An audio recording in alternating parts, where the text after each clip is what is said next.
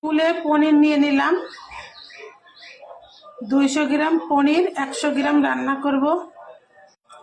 অর্ধেকটা মাঝামাঝি কেটে নিচ্ছি, অর্ধেক অর্ধেক করে।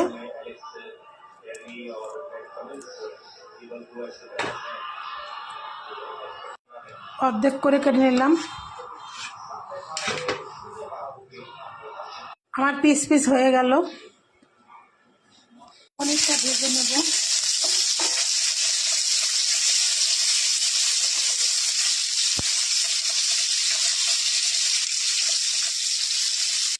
পনিরটা উঠিয়ে নেব, ভাজা হয়ে গিয়েছে।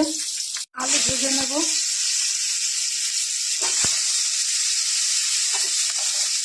তেজপাতা দিয়ে দেবো 4-5টা।